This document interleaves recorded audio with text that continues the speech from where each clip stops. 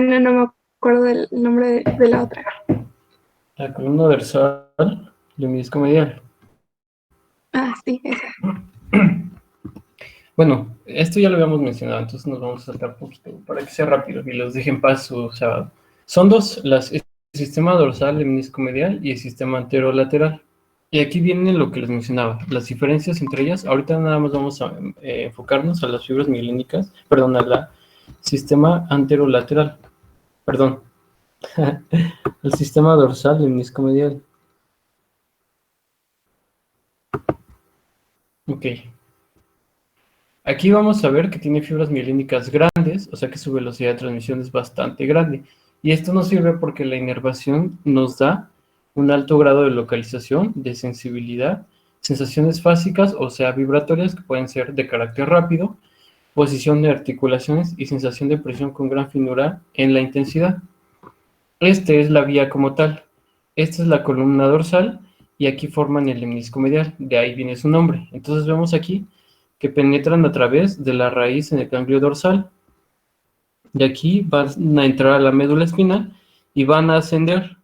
Ascienden en toda la médula espinal. Y es hasta en la parte inferior del bulbo donde ocurre la decusación. Aquí por eso se los marco, esto es importante. Decusan en la parte inferior del bulbo, donde van a hacer sinapsis con algunas neuronas que pueden estar allá y que se pueden unir a través de, también para formar el lemnisco medial con las que provienen del nervio trigémino. Entonces, la primera está en las raíces dorsales. La segunda, lo vemos aquí, está en los núcleos gracílico uniforme, como tal Gol y Burdak. Y la tercera la vamos a encontrar en el tálamo, específicamente en el complejo ventrovasal, en el núcleo ventral posterolateral. Ese es el núcleo en específico. Para este entonces ya están decusadas, o sea que las del lado derecho son las sensaciones del lado izquierdo. Desde el bulbo ya están decusadas. Y van a atravesar la cápsula interna para llegar a la corteza somatosensitiva tipo 1, ¿vale? O primaria, la SS1. Las zonas más inferiores se encuentran mediales en la médula espinal y conservan orden hasta llegar a la corteza sensitiva. Es decir, las de las extremidades inferiores se van a encontrar más mediales y las de las extremidades superiores, el cuello bueno, hasta el cuello van a encontrarse más laterales.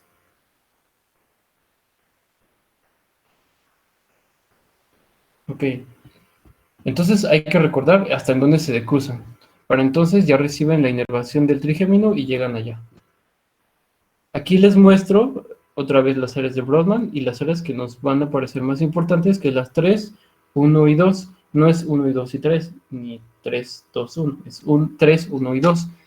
Si se les preguntan en examen, incluso tienen que poner este orden.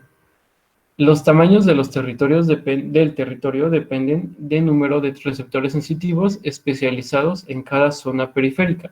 Lo que vemos acá, que es el homúnculo de Penfield y Rasmussen, que es el homúnculo sensitivo.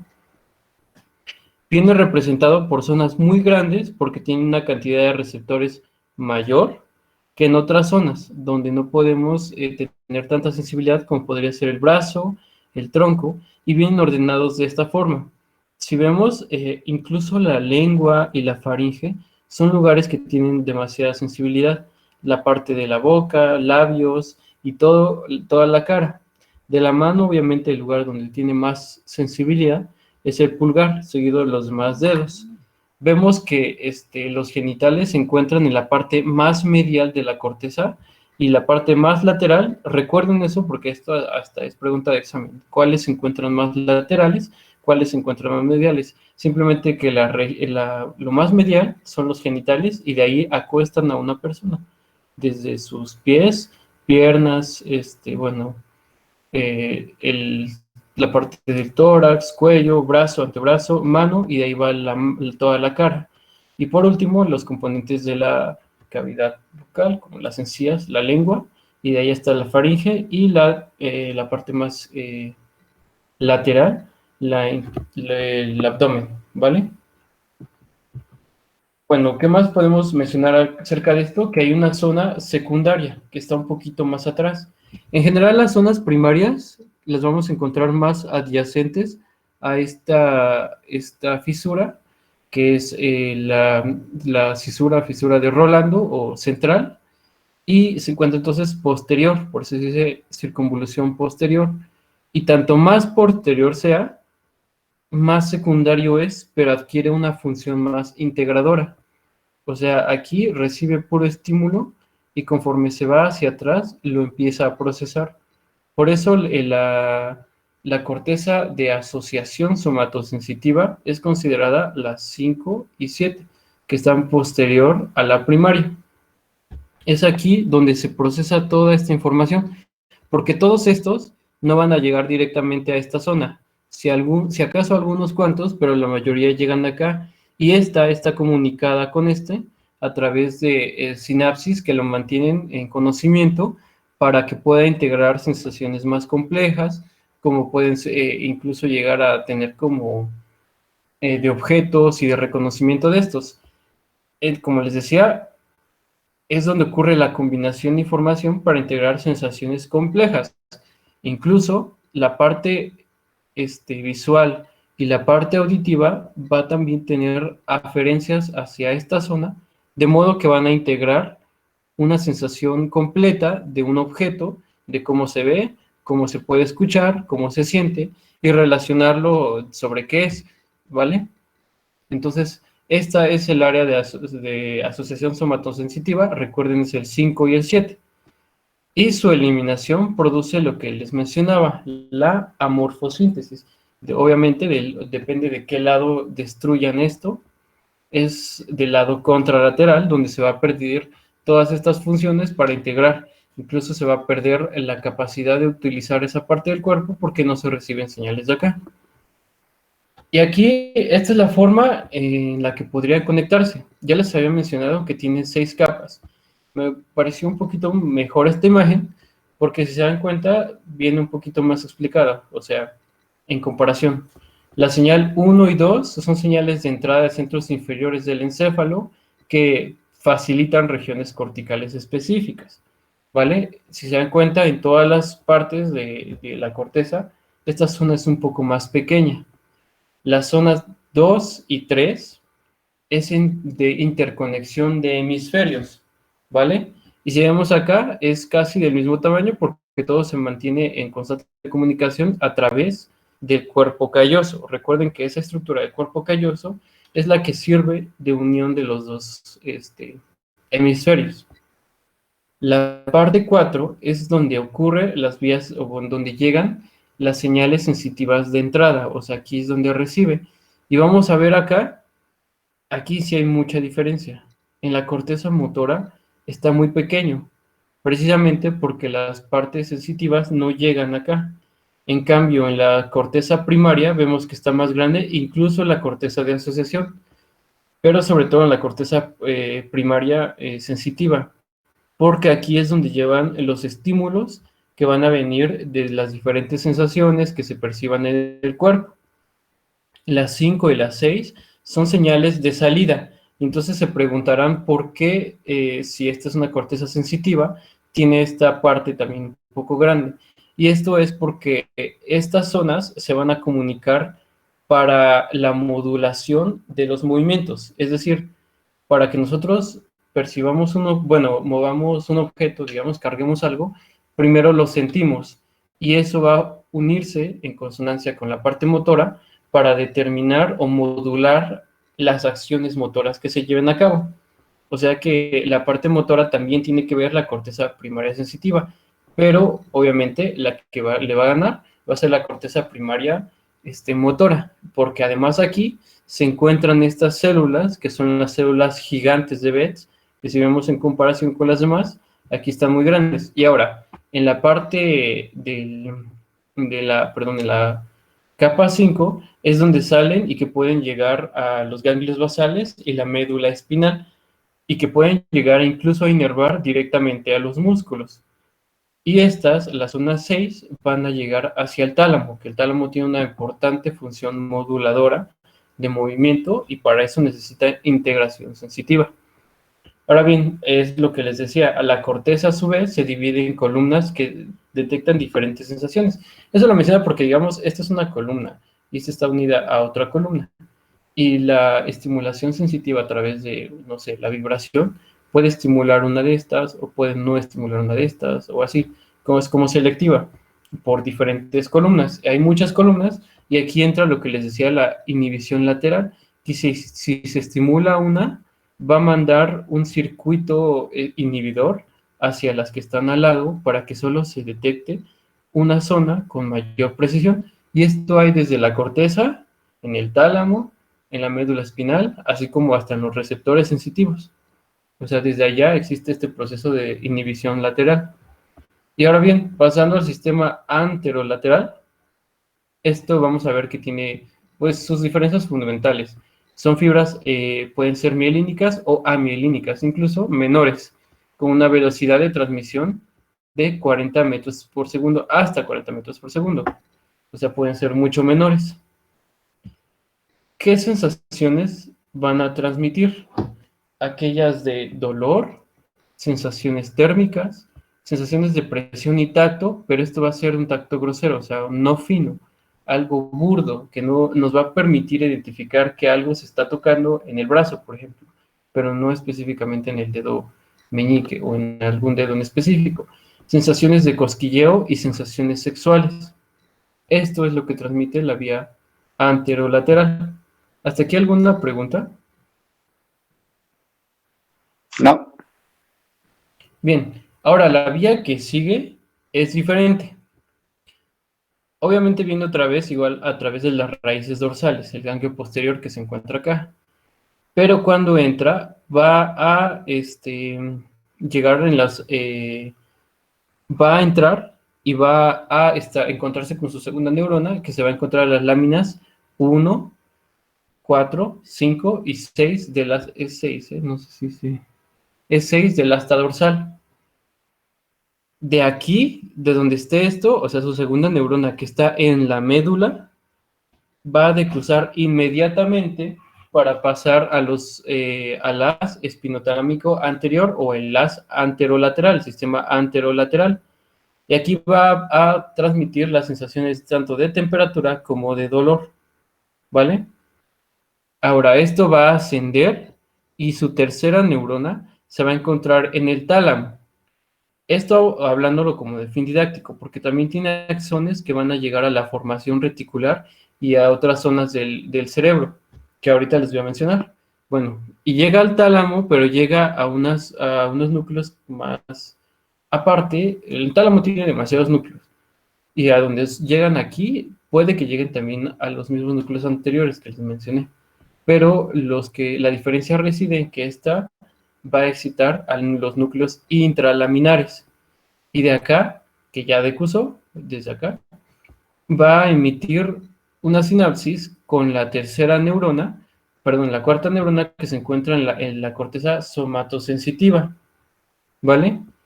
Y aquí puede ser tanto en la primaria como en las cortezas de asociación, ¿de acuerdo? Y ahora, otras características. Su velocidad es mucho menor, entre 8 y 40 metros por segundo. Un grado de localización escaso, una gradación de intensidad también es escaso y señales repetitivas no se pueden transmitir por esta vía, ¿vale? Porque es una vía de comunicación muy lenta. Y aquí, como les mencionaba, decusan en la médula inmediatamente al entrar. O sea, acá, llegan acá, decusan en la parte anterior y ascienden. Las otras donde decusaban, como por acá, en la parte inferior del bulbo. Recuérdenlo bien, ¿vale? Entonces aquí les menciono el síndrome de Brown-Séquard. Es una hemisección funcional de la médula espinal que produce un daño de las vías somatosensitivas ascendentes y motora descendente. Se puede deber a un tumor de médula espinal, un trauma de médula, una discopatía degenerativa o incluso isquemia. Ahora, ¿cómo creen que va a ser el cuadro clínico de una lesión medular? Vamos a ver quiénes están conectados. Bueno, ¿Noel está conectado? Sí. ¿Cómo crees que va a ser el cuadro clínico si la sección ocurrió, pon tú, en L3?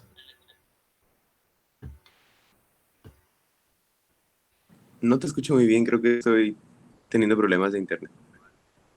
¿O alguien quiere contestar? Pues no tendría mucho dolor y podría estar polarizado como para caminar.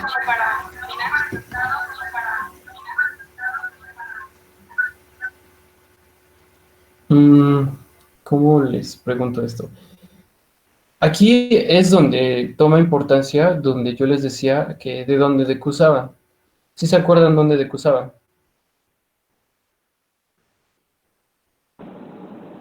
Al inicio,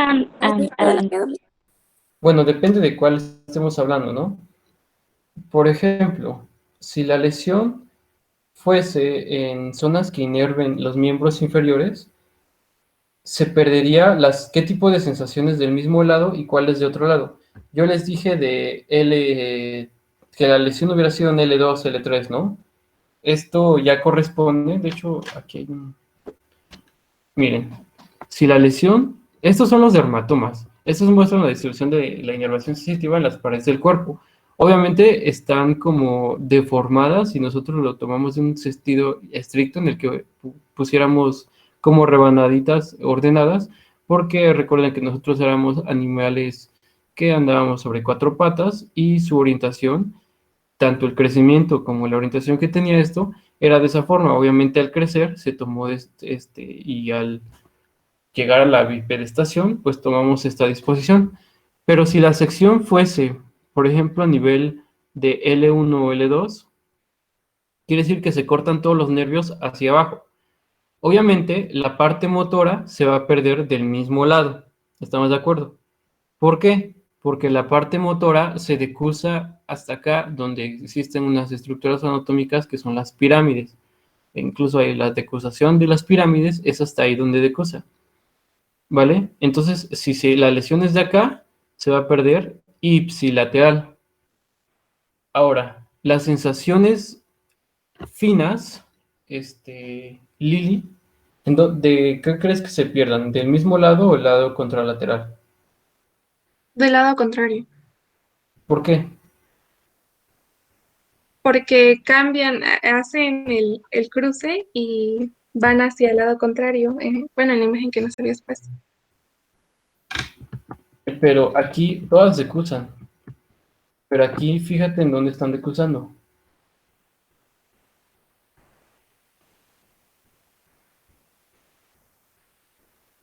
Brenda, a ti nunca te pregunto. Creo. Sí, ¿qué pasa?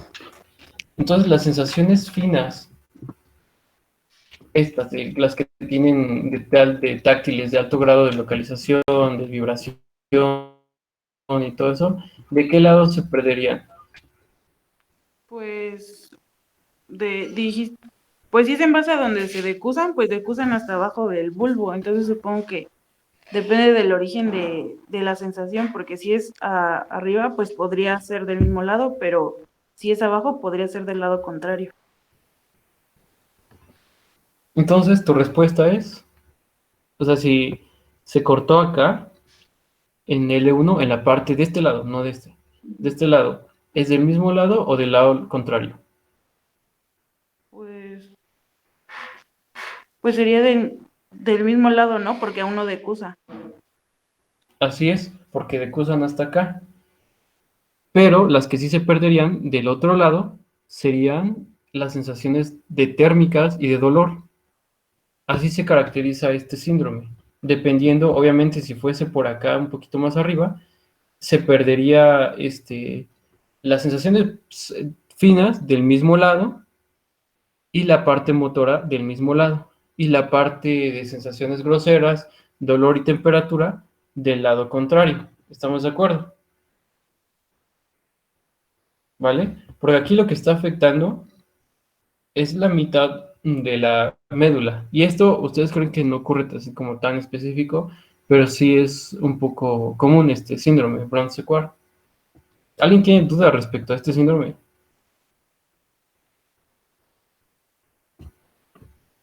¿Alguien? No. Bueno, y bueno, otra de las sensaciones que se van a presentar va a ser el dolor.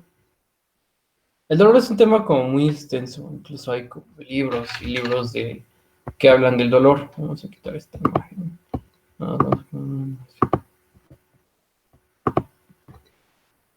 Ok. El dolor lo podemos definir como una experiencia sensitiva y emocional desagradable que se asocia a la lesión real o potencial de los tejidos, descrito en términos de daño. Entonces, ¿qué nos va a causar dolor?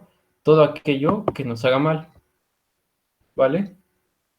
El dolor se separa para su estudio y como de forma funcional en dolor rápido, que puede ser también llamado punzante, agudo o eléctrico, y el dolor lento, que puede ser también urente, sordo, pulsátil, nauseoso o crónico.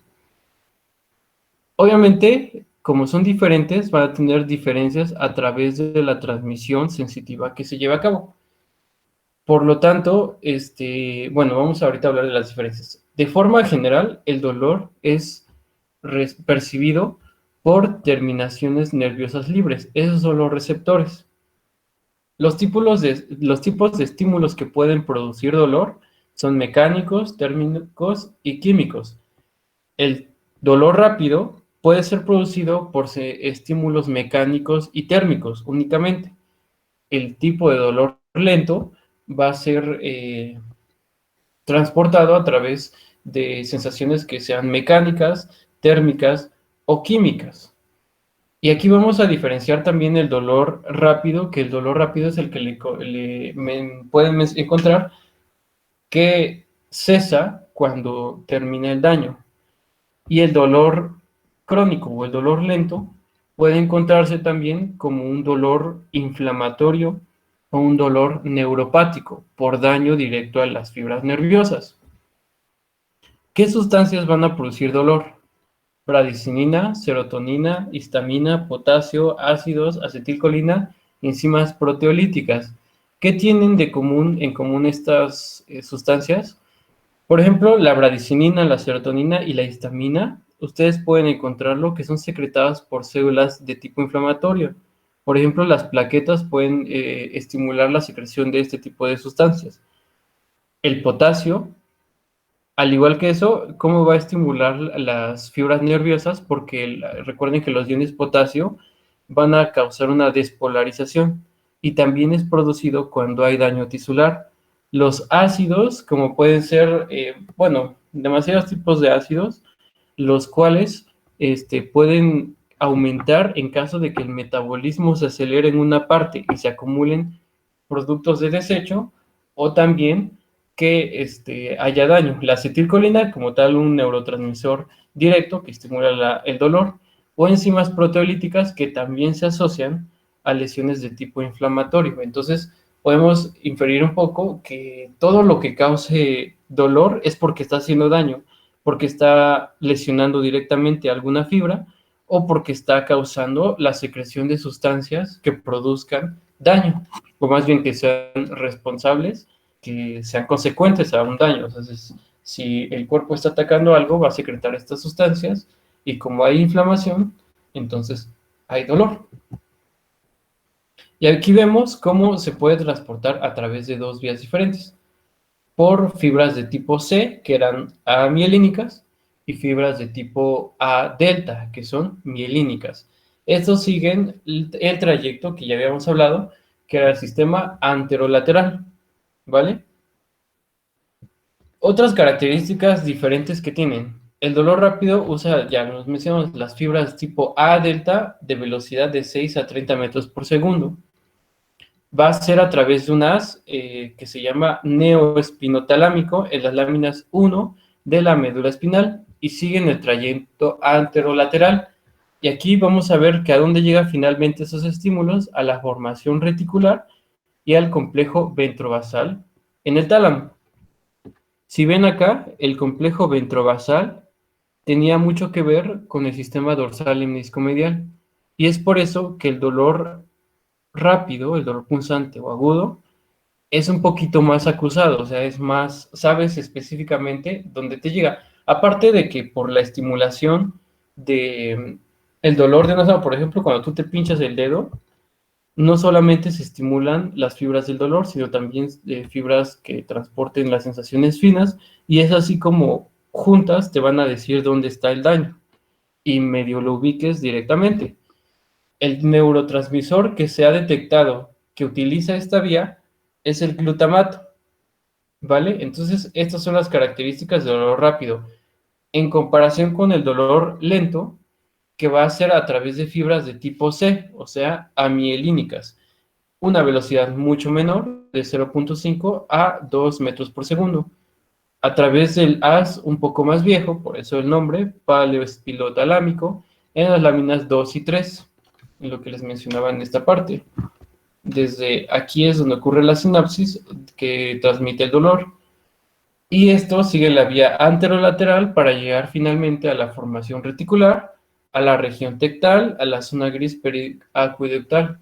La región tectal tiene que ver con los colículos superiores e inferiores y, bueno, de ahí la estimulación que puede ser un poquito más importante. La zona gris periaqueductal también va, bueno, ahorita lo vamos a ver, pero también tiene que ver con el sistema de analgesia. Ahora, ¿por qué es importante que llegue a la formación reticular? Porque esta es un componente de activación del cerebro. O sea, si está excitada esta parte, va a estar estimulando al cerebro y ¿qué va a hacer? No lo va a dejar dormir, no va a dejar que cesen los impulsos. Es por eso que el dolor, cuando tenemos mucho dolor, no podemos dormir, porque se está estimulando la zona activadora del encéfalo, ¿vale? De hecho, para que podamos dormir, una zona activadora tiene que inhibir a esta zona, ¿vale? ¿Y qué neurotransmisor utiliza? La sustancia P. Entonces, esas son las características del dolor lento. ¿Alguna pregunta de estos dos tipos de sensaciones? Bueno, características de la transmisión del dolor. El dolor va a llegar en las vías hasta la corteza, el tálamo y la formación reticular. Eso ya lo mencionamos. Algo que podríamos agregarle a esta diapositiva es que el dolor tiene un carácter somatosensitivo y un carácter afectivo. El carácter somatosensitivo tiene que ver porque la transmisión de estas vías llegan hacia el tálamo y hacia la corteza cerebral, que es somatosensitiva. Ahí es donde nosotros determinamos dónde está el dolor, qué tanto es el dolor y así. Pero nosotros vamos a asociar el dolor de forma afectiva con el sistema límbico, con la corteza insular, con zonas que no tienen que ver tanto con la localización del lugar, sino más como su interpretación, como puede ser la corteza prefrontal, que es donde ocurre la elaboración de pensamientos. Y es por eso que el dolor también tiene un carácter afectivo.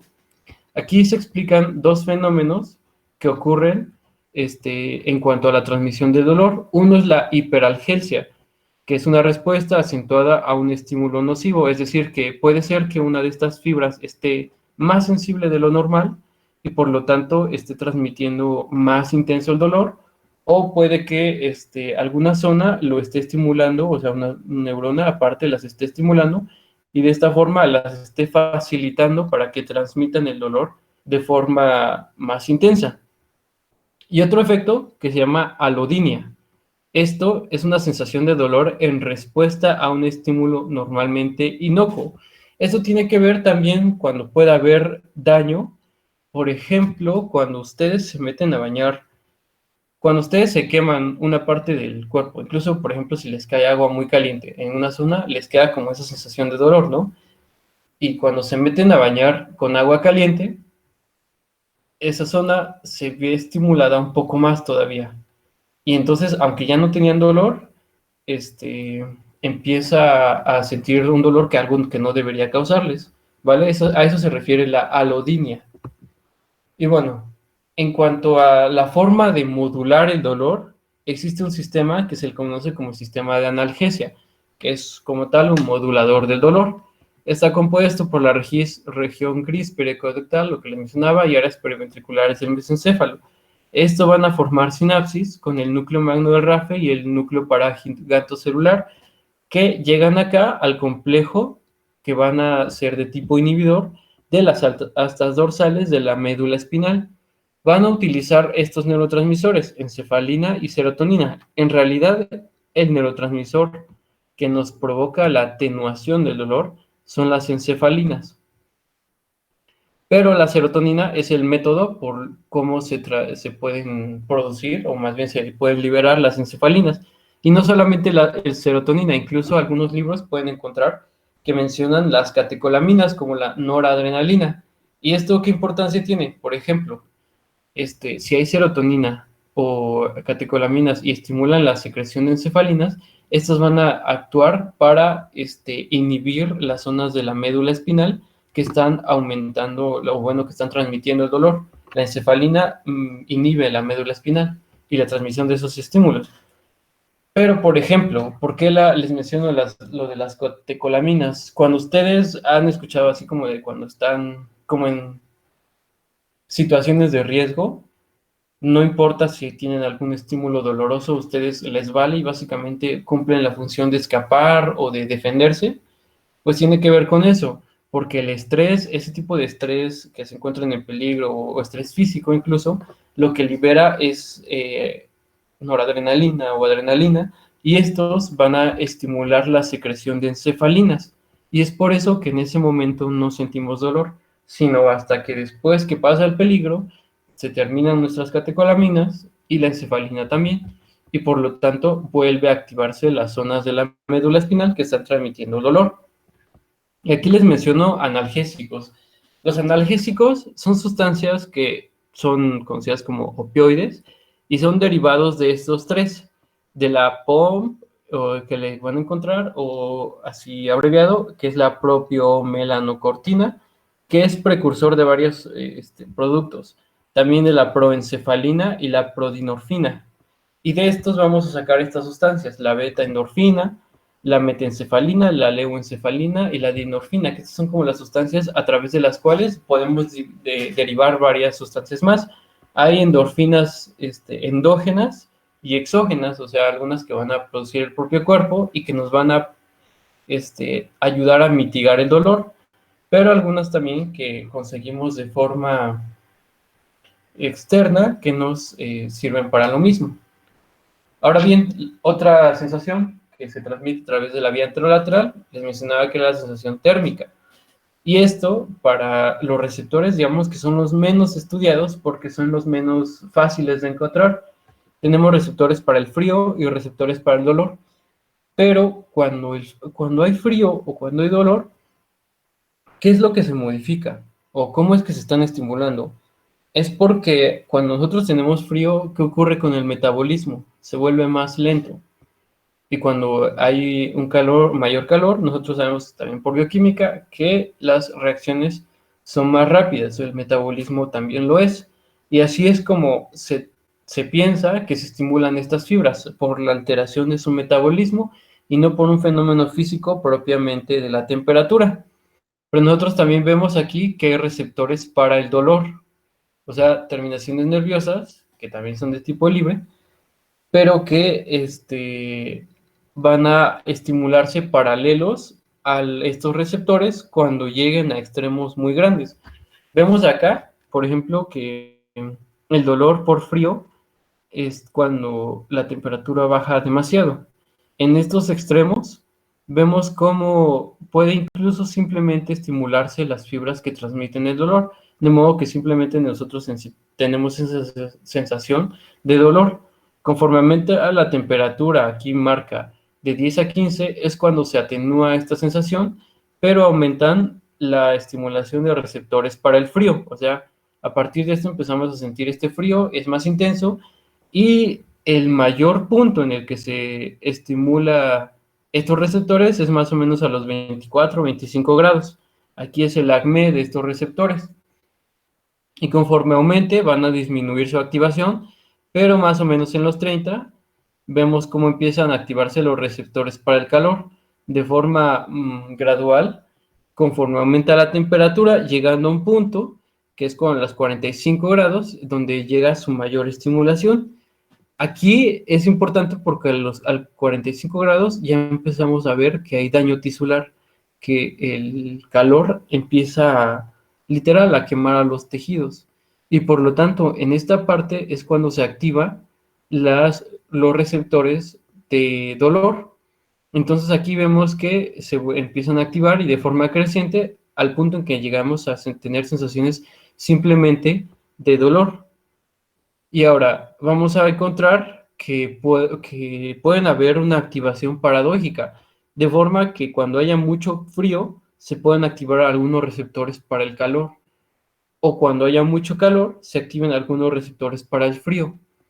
Y esto hace referencia a lo que nosotros, esa sensación de ese frío que quema, o ese calor helado, que lastima, sobre todo por una activación paradójica. O sea, ustedes ya saben a qué me refiero cuando hablo de ese frío que quema, porque la sensación no es precisamente que sea de helado, sino que sea realmente una sensación propia de cuando ustedes están quemando, ¿vale? Y pues a eso se refiere. ¿Alguna pregunta respecto a lo que vimos hoy? No. Creo que no. Jay, detallitos como el dolor parietal, dolor referido y cosas así, no me parece tan importantes de estudiar porque su explicación es un poquito fácil, digamos, y pues simplemente ahora sí que lo pueden leer. Algo aquí, un tip que ustedes verán en clínica o en semiología es el estudio del dolor. El dolor, les dije, hay libros y libros de dolor, pero para introducir a la semiología y a la clínica, ¿qué nos interesa del dolor? ¿Dónde está? ¿Por qué empezó? ¿Con qué aumenta? Y así. Ustedes quédense nada más para mencionarlo y para que se lleven algo extra. Recuerden un acrónimo o acróstico, perdón, que se llama Alicia. ¿Alguien lo había escuchado? No. No. Bueno, Alicia es un acróstico que nos va a hacer un acordeón para el estudio del dolor. La A significa aparición. ¿Cuándo apareció el dolor? Hoy en la mañana, lleva 3 días, lleva una semana. Bueno, A. L, localización. En la parte final del brazo, en todo el brazo, en la cabeza, en el abdomen. Ok. Y intensidad. Podemos utilizar una escala del 0 al 7, o del 1 al 10, la escala de Eva. ¿Qué es la letra sigue? Alice, la C. Características. Es un dolor pulsátil, es un dolor continuo, es un dolor progresivo. Características. La otra I, irradiación. Es un dolor que comenzó en la fosa inferior derecha, pero que se fue hacia el ombligo, o que se irradió al brazo, o así. Irradiación. Sí, y la última, ¿con qué aumenta? ¿Con qué disminuye? Aumenta con el movimiento o disminuye con el movimiento, aumenta con cierta sustancia o disminuye por este fármaco o disminuye en esta posición, y así es como nosotros estudiamos el dolor, ¿vale? ¿Alguna duda respecto a lo que vimos hoy?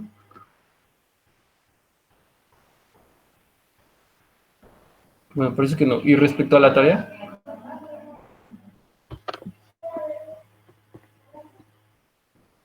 Hola. Creo que no sobre respecto a la tarea, sino respecto a las exposiciones. Bueno, por ahorita vamos a...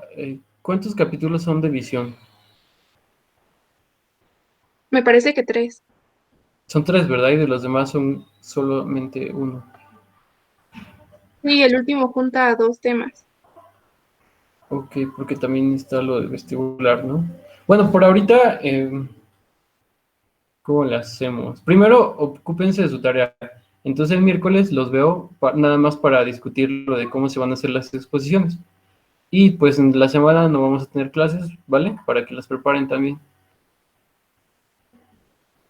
Va, el miércoles sería igual a las 5. Sí, Vale. de acuerdo. Entonces, ¿alguna duda? No. Vamos súper genial, ya casi acabamos, solamente falta lo de sensitivo especial, que es lo que van a hacer, y lo motor, y ya vamos a la mitad del temario. Ya lo demás de cardio rápido, cardio respiratorio lo podemos ver en menos de una semana, endocrino igual, digestivo igual, y ya estaríamos a la mitad, ¿vale? Entonces, pues ahorita estudien. Si no hay más dudas, pues nos vemos Gracias. el miércoles. Gracias. Gracias. Chao, buenas tardes.